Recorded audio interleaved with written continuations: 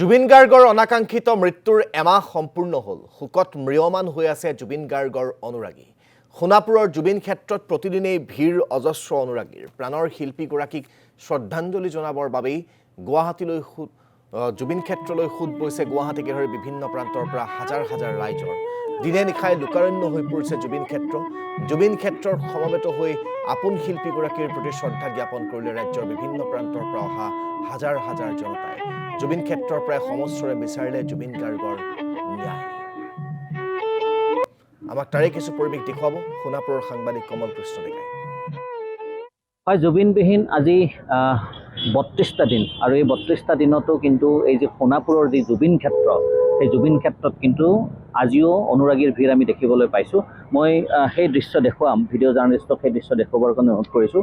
এয়া এই আজি পুৱাৰ ভাগৰ যি জুবিন ক্ষেত্ৰৰ এটা পৰিৱেশ, এই আপোনালোকে এই পুৱাৰ ভাগৰ পৰা ইয়াত যি আচলতে অনুৰাগীৰ ভিৰ, সেই অনুৰাগীৰ ভিৰ দেখিবলৈ পোৱা গৈছে। এটা কথা ক'ব লাগিব যে আজি ৩২টা দিনত ভৰি দিলে জুবিনবিহীন এটা দিন অসমৰ ৰাইজৰ যি আছিলে হিয়াৰ আমঠু প্ৰাণৰ শিল্পীগৰাকীৰ মৃত্যু হোৱাৰ আজি ৩২টা দিন হ'ল। আৰু এই ৩২টা দিনতো কিন্তু পূৰ্বৰ পৰা প্ৰথম দিনাখনৰ পৰাই যেনেধৰণে ইয়াত অনুৰাগীৰ ভিৰ আছিল, সেই এনেই একেই ধৰণে ইয়াত কিন্তু সেই অনুৰাগীৰ ভিৰ আমি যথেষ্ট পৰিমাণে দেখিবলৈ পাইছোঁ। মই আহিছোঁ সেই যি স্থানত সকলোৱে আহি অনুৰাগীয়ে ইয়াত আচলতে ধূপ চাকি জ্বলাই ইয়াত শ্ৰদ্ধা নিবেদন কৰিছে প্ৰাণৰ শিল্পীগৰাকীক। আৰু যি তেওঁৰ আচলতে ন্যায়, সেই ন্যায়ৰ আচলতে দাবীক উত্থাপন কৰিছে, আত্মাৰ চিৰশান্তি কামনা কৰিছে। এনেধৰণে ধূপ চাকি জ্বলাই বিভিন্ন প্ৰান্তৰ পৰা ইয়াত আহি যি অনুৰাগী, সেই অনুৰাগীসকল আহি উপস্থিত হৈছে। আৰু সকলোৰে মনৰ এটাই আশা যে প্ৰাণৰ শিল্পীগৰাকীক অলপ হ'লেও আমি শ্ৰদ্ধাঞ্জলি জ্ঞাপন কৰি তেওঁক যাতে এই যি আচলতে কায়িকভাৱে নাথাকিলেও জুবিনৰ যি সত্তা, সেই সত্তা যাতে সদায় চিৰকাল চিৰদিনৰ বাবে জীয়াই ৰাখিব পাৰে, তাৰেই এটা প্ৰচেষ্টা বুলি ক'লেও আচলতে ভুল নহয়। এয়া সেই দৃশ্য, বিভিন্ন স্থানৰ পৰা আহিছে লোকসকল আৰু এনেধৰণে চাকি বন্তি জ্বলাই এই শ্ৰদ্ধা নিবেদন কৰা দেখিবলৈ পোৱা গৈছে। ক'ৰ পৰা আহিছে অনুৰাগী? ক'ৰ পৰা আহিছে? আমি সৰুভোগৰ পৰা আহিছোঁ। কি ক'ব আজি এই পুৱাৰ ভাগতে আপোনালোকে সমাধিস্থলী বা জুবিন ক্ষেত্ৰত আহি উপস্থিত হ'ল, কি ক'ব? কি ক'ম মানে বহুত দিনৰ আগৰ পৰা আহোঁ কৰি আছিলোঁ, সময় সুযোগ হোৱা নাছিল। আজি আৰু আহিলোঁ হেৰি কৰি। কি ক'ব আহাৰবোৰ জুবিন দাক ভাল পোৱাৰ কাৰণে বহুত কষ্ট কৰি আহিলোঁ। তেওঁ অমৰ হওক তাৰ কাৰণে প্ৰাৰ্থনা জনালোঁ, ধূপ জ্বলালোঁ, চাকি দিলোঁ। এই আৰু ন্যায় সন্দৰ্ভত কিবা ক'ব? ন্যায় লাগেই আৰু ন্যায়কে বিচাৰি আছোঁ। ন্যায় লাগে আৰু অতি সোনকালে আমাক ন্যায় লাগে।